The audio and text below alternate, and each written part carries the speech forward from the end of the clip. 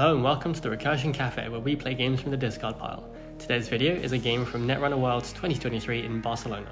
Thanks to NSG for hosting such an incredible event. So this is a game from the Crown of Servers team event where one player plays Standard, one player plays Startup, one player plays Eternal, and teams kind of match up against each other and play an opposing team. So I sit down at round 4 and I decide to just film because I haven't filmed any games yet. And of course, the person that sits across from me is former and, spoiler alert, current world champion Sokka. So this is going to be an uphill battle for me, I think. Sokka is playing Built the Last, a 40-15 Wayland identity, although I think Sokka is playing 49 cards. And essentially it gives you money back for advancing things for the first time, which we will see in action a lot over this game. And I'm playing Zahya, a criminal identity that pays you for accessing multiple cards in centrals. So Sokka is on record as saying this deck is built to combat criminal, and of course I am playing criminal in the team event, so it's already not a good matchup for me. But it's a pretty slow deck, and it takes a little bit of time to get set up. So hopefully for me, I can try and find the accesses early, try and snipe some agendas, and push the tempo, put some pressure on. So we'll start the game off. Sokka takes his mandatory draw. Going into this, I have no idea what to expect. It could be some sort of kill, which a lot of Wayland is on. I expected to see a lot of ob on the day. But instead, Sokka plays subliminal messaging, gaining a click back, and gets a credit, installs 2 pieces of ice and advances one of them, which means he goes to 7 credits. And I know that that is an advanceable piece of ice. So it could be a Hortum, could be a tree line, could be a Pharos, could be anything. So we will start with a dirty laundry to archives, just for some economy, to make sure we have enough money to potentially trash some things and hopefully not go below 5 credits in case I draw into a gamble. Second click, we'll run HQ, no res from Sokka. So we'll access 1 in 3, and it's an agenda. Unfortunately, I can't steal this agenda because it requires the trashing of a program. So it's good to know, and he's not going to go and score that next turn anyway. So I will simply take my credit from Zahya and play a daily cast. Technically speaking, if he really wanted to be aggressive, he could just install Advance, the SDS, and I would have to pull a program out from my deck to contest it, otherwise he just gets 3 points. But I don't think that's, well, it's a pretty big risk to take for no real reason. So instead, Sokka will play a Spin Doctor, draw some cards. He installs a piece of ice over archives, which confuses me at the time. I think maybe he's planning to dump some agendas down there or try and Spin Doctor them out. But he's already got the Spin Doctor out. Maybe it's in case I run it too early. I'm not entirely sure. In any case, I'm fine with that because there's less ice on a remote or HQ or R&D. So I'll poke R&D and I run headfirst into a tree line. That's to be expected, especially in this ID. It's a surprisingly solid piece of ice, I think, currently, because barrier breakers don't really like to boost much further than 3, and it goes up from 4 onwards. So instead we'll jailbreak here, seeing as Sokka's rezzed the ice on R&D, and we'll just, you know, put some pressure and see if he rezzes. He does not res the HQ ice. That's his 2 cards out of 4. It's a Pharos and the SDS that we saw earlier. Well, probably the SDS that we saw earlier. And we'll gain 2 credits for the privilege with Zahya's ability. So on 10 credits, we'll go down to 7 to install a second daily cast. I feel pretty good about the economy going forward, but I also know that my breakers won't be able to sustain pressure against ice that just keeps getting bigger. So we'll see how it goes. Sokka's on 5 credits, still hasn't really established a remote of any sort, and we'll just double ice HQ for a credit, advance it, gaining 2 credits, and I think he drew first click as well. So there, it's just slow and steady. My daily casts trigger, so I'm up to 11 credits, and I'm feeling, again, pretty good about the economy. So we'll take a poke at HQ, and that proves to be a massive mistake because I run face first into a mess and chest foe that has been advanced. So I lose 6 credits on the face check. So all of that money that I was feeling so good about just kind of evaporates, but there we are. So now Sokka's got a pretty good defense on HQ and a reasonably solid defense on R&D as well. And with Built the Last's ability, kind of prepping that mess chest foe, you know, every turn that he wants to, is barely a tempo hit, to be honest. It's just like clicking for a credit. So I'll install a Sneedle Beta and a Wake. I take a while to think about this, but I know that Sokka's now on 0 credits, so the access into HQ through archives is entirely free unless it's randomly a pop-up window or something. So we will sneak door in and we'll charge the Wake implant. We'll access the Spin Doctor, that's fine. I don't have any money to trash it, even if I wanted to. We're gaining credit with Zed's ability. So ideally I'd have done that in a turn where I could, you know, run more. but I'm reasonably confident that on 0 credits, Sokka can't just, spring a large piece of ice on me to keep me out. So I'm okay there. So now we see what he does. This is definitely a turn to think about. He draws, click 1, which is interesting. And he takes a credit and then advances Message Flow, which gives him 2 credits. So on 2 credits again. We'll Sneak Door. Again, we're just gambling that piece of ice costs more than 2 to res, which I'm pretty certain of. We'll access. It's a Pharos. Again, I think we've seen that before. We'll charge the weight counter and we'll go again. We may as well make the most of it while we have this. And we see the SDS, and I instinctively just bin the Sneak Door and steal it. Thinking back, this may have been a mistake. What I should have done perhaps is just take advantage of the board state and just keep charging Wake. And then when he locks me out, that's fair enough. But as it is, my reasoning is that I won't likely see that again later, and so I'll just take the opportunity. Unfortunately, Sneak Door is a 1-of in my deck, so that means my Archives pressure is gone. So in the longer term kind of plan, I probably should have kept it and just kind of let that one go. As it is, Sokka starts to establish his remote, and I will continue boosting my economy. We'll play a short gamble there. My second daily cast is running out, so that influx of money will start to slow down. I believe I'm running Archives here, and so Sokka pops the Spin Doctor. I don't access anything particularly interesting. It is a successful run, so I'll install Carmen for 2 credits less and just take advantage of the fact that I can still make successful runs at the moment. So we've got Carmen, a fully charged Wake Implant, and the daily cast that's about to run out. We're sitting on 11 credits and Sokka's on 4. So again, I'm feeling okay about the fact that he's on low money. He will continue just establishing his central defense. He'll install onto R&D and then advance it and take some money from the ability. Sokka's playing a very patient game, while I as a criminal kind of just have to make the most of this board state because very soon I'm going to get locked out. I think instead of advancing that piece of ice, Sokka just takes some credits, so he's up to 5. We will play a Mystic Mamie and a Class Act and just set up again for the kind of mid-game I guess we're kind of moving into. So Mystic Mamie will discount my events, and the Class Act will not only draw me a bunch of cards, but it'll help me filter to find what I'm looking for. Here is the second Spin Doctor from Sokka. He'll draw some more cards. His Archives appears to be empty, which is notable. I believe I didn't run last time, so the subliminal messaging in Archives comes back. There it is. He plays it again, and that one card just prints money the whole game, because at some point it becomes not tenable to run, which is a problem. So you'll just play it slow, still piece of ice, and just stay at 5 credits. We are going to Bravado Archives, firstly for economic reasons, but secondly just to see if he pops the Spin Doctor, because I presume he put it there for a reason. We forget to take the Mystic Mamie credit, but Sokka allows me to take that back. And Sokka reses a Horton, which is enough to keep me out. It's a code gate, I don't have a decoder. It fires, and so Sokka gains credit back as a discount. I'll take my 6 credits from Bravado, and I suppose everyone's happy that way. Sokka's now on 2 credits, but again, all of his centrals are now kind of locked down, right? They are a bit of a pain to get into. There's nothing in the remote just yet, so I'm not under any pressure, but I still feel the need to keep pushing the tempo forward. So we'll put a Boomerang on the tree line because it's 5 strength and it's a barrier, and I don't have a barrier breaker. And again, we're going to just gamble that first piece of ice on R&D isn't a nice wall, basically. And then we'll jailbreak. And we'll get to see 2 cards off the top, as well as drawing a card with the Class Act. We'll Boomerang through the tree line, and we'll trigger the filtered draw there. So we're just hoping that agendas are floating to the top, because, again, looking at this board state and looking how, kind of starting to see how Sokka's built his deck, I'm not going to be able to get in kind of towards the later game. But with a Jailbreak and the Wake Implant, we're going to see 5 cards at the top. That's a Horton, that's a Arquette, that is another Arquette, that is a Trojan Horse, and that is another Arquette. And I just have to look at these and just kind of process that. So that is a massive whiff.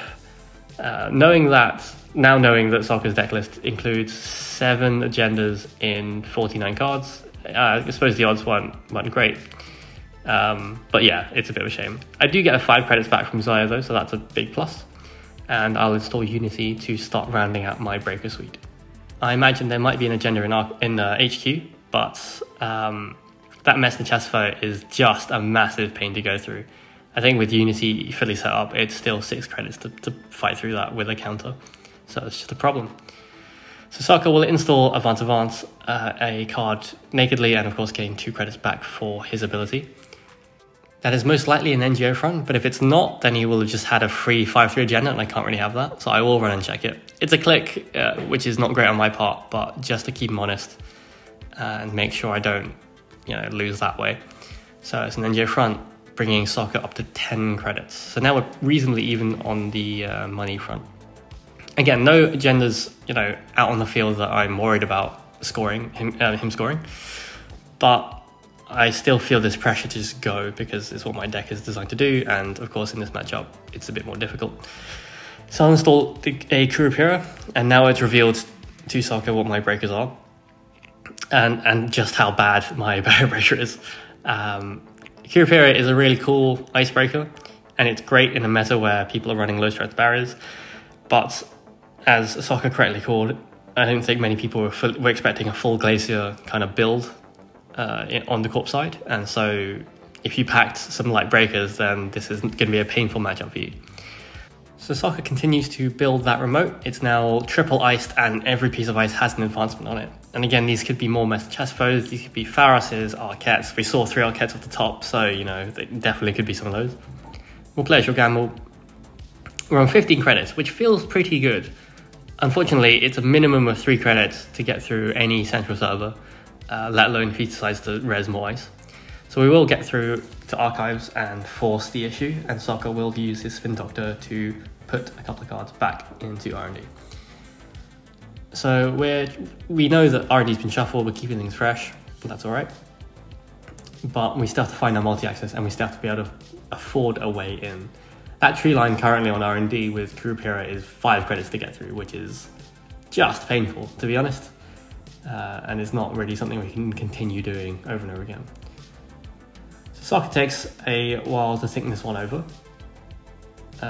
There were a couple of times in this game where we spent like 2 minutes just kind of staring at the board, looking at our cards, staring at the board. But yeah, really enjoyable game. So there's an install, and we've got a couple of discards into archives. So it could be another Spin Doctor. It could be an agenda that he's just slow rolling now that he feels comfortable. He's only on 10 credits, which means he can't res too many pieces of scary ice. But it's still probably enough to be a problem, or at least be taxing for me. Because again, my breakers are semi-light, especially the barrier breaker. So we spend a while thinking. I'd like to charge my wake implant a bit more, but HQ is again minimum 6 credits to get in, just the once. It'd be ideal to run it, several times in a turn, because Sokka won't have a chance to keep advancing his Mr. Chessfo. But instead, I think we charge the remote, and we just kind of say, I have 12 credits and 3 breakers. What can you res that's going to be terrible for me? There's probably a good answer to that I can't think of right now, so do comment below if you have an answer to that question. What's the worst thing on 10 credits that you could res on that board state? No res on the first piece of ice, and the second one is a tree line. And I feel like I could bounce off that and that'd be fine, but we're committed this far. So I'll pay 5, get 1 count on Kurapira and continue. No res there. And it's a Spin Doctor. There we are. So Sokka will draw 2 cards and immediately throw the face down card he ditched back into R&D. That is the 3rd Spin Doctor though, so there should be no more kind of agenda shuffling back into the deck unless he's running Drudge Work for some reason. I think the rest of my turn is just taking credits and discarding a mutual favor because I have my breakers out.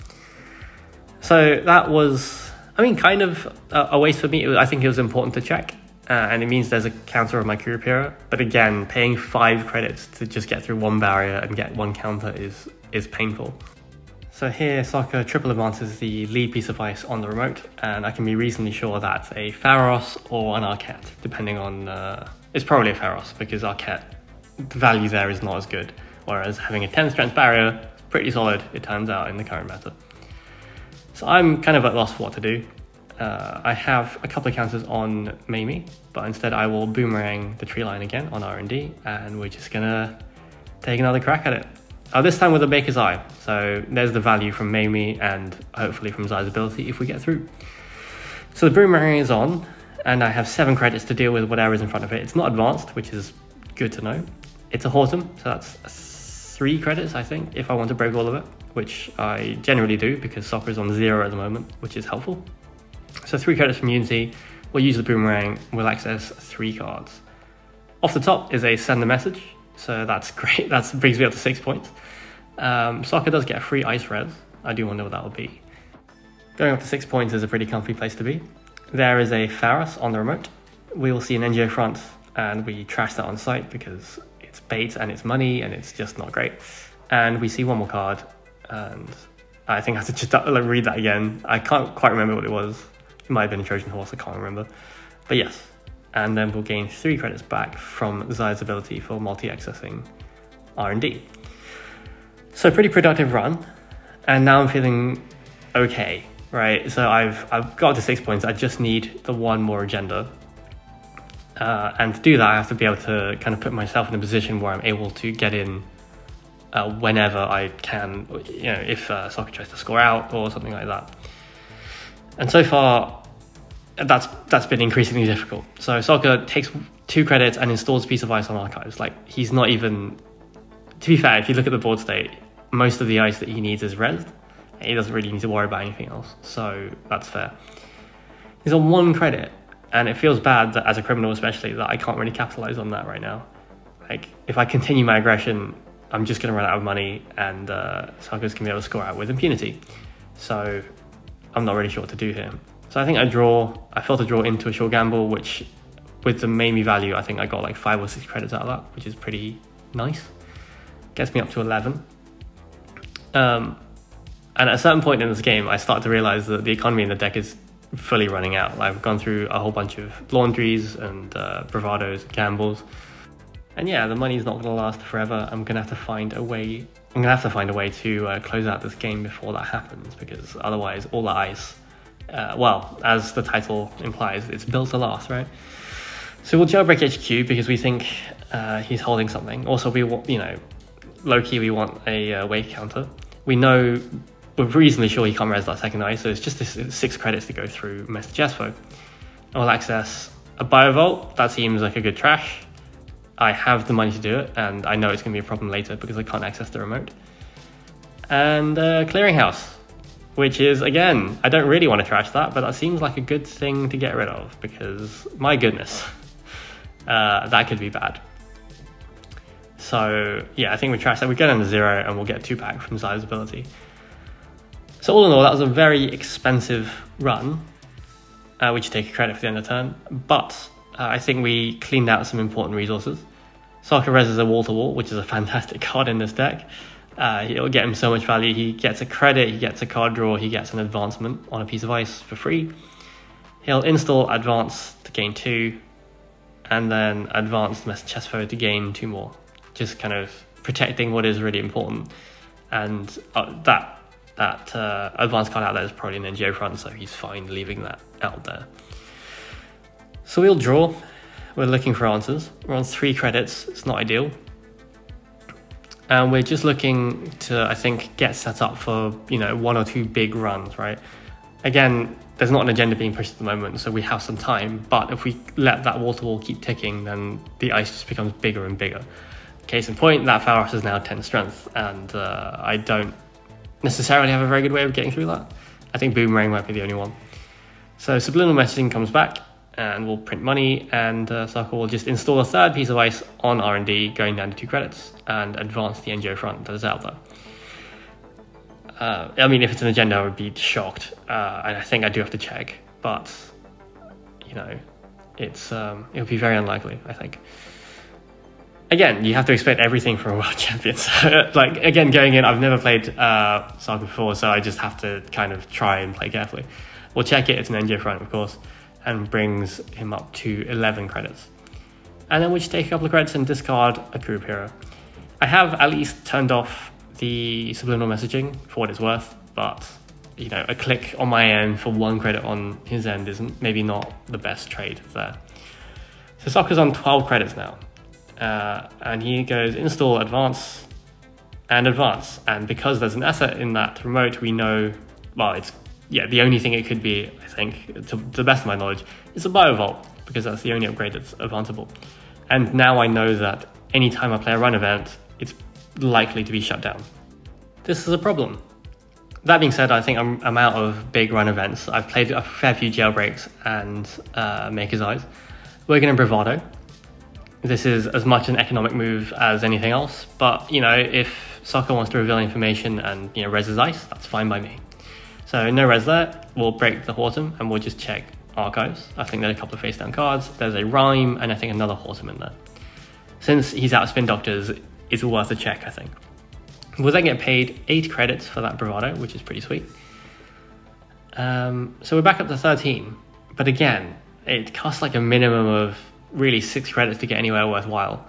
So now we'll pinhole threading, and this is a move that he spoke about in his follow-up video to Worlds, where he won't res the border control on archives until someone plays the pinhole. And I, of course, ran face first into that.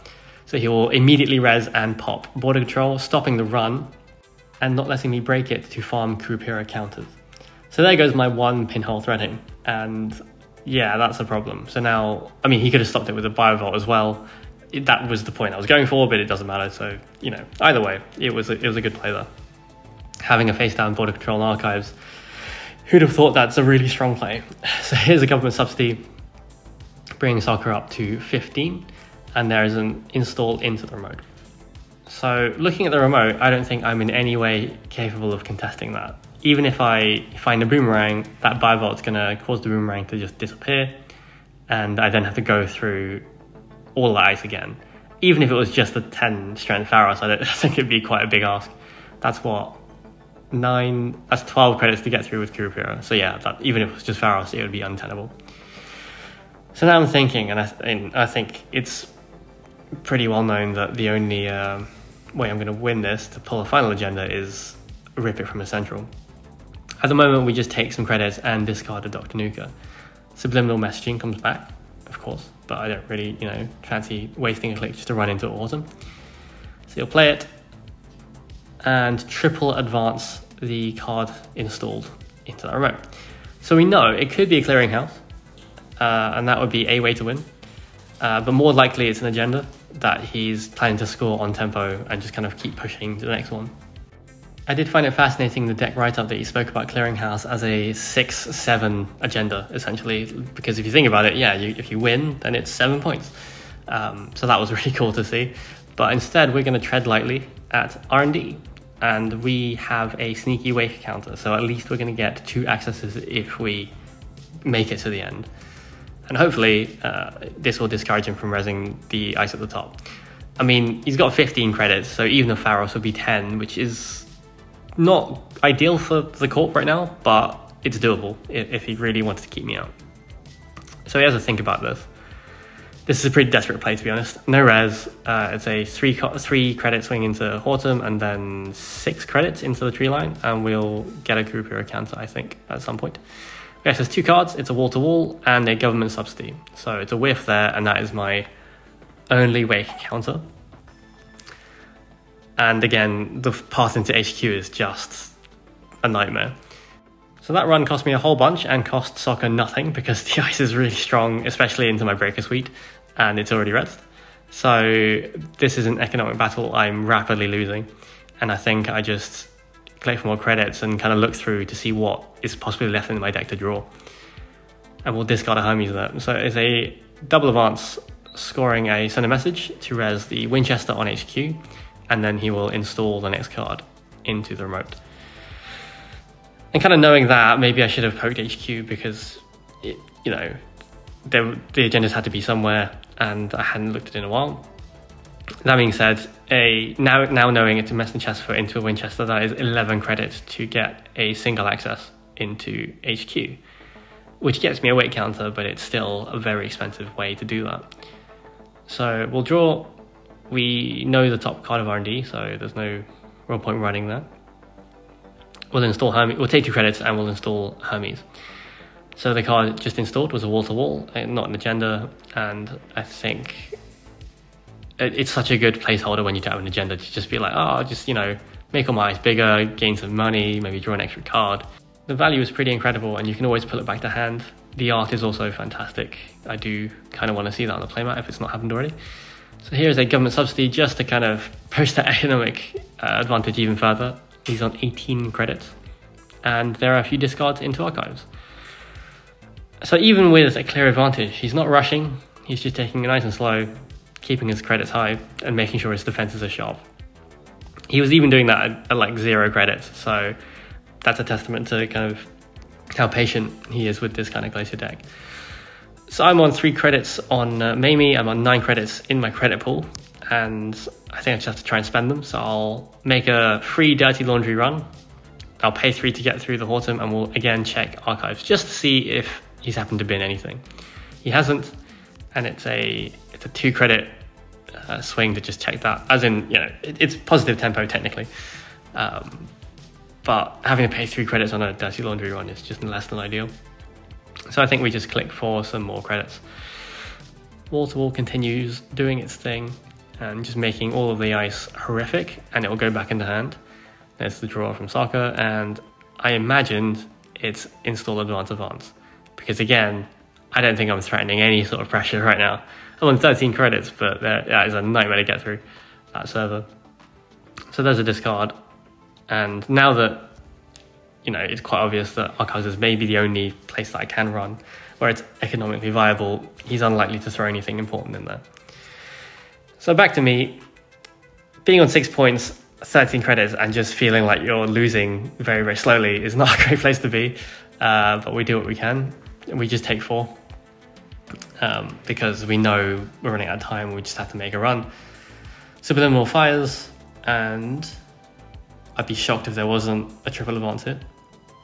So there is a triple advance here, but he passes the turn. I imagine that's something to do with Hermes being on the board, but you know, he has time to just kind of sit back and chill.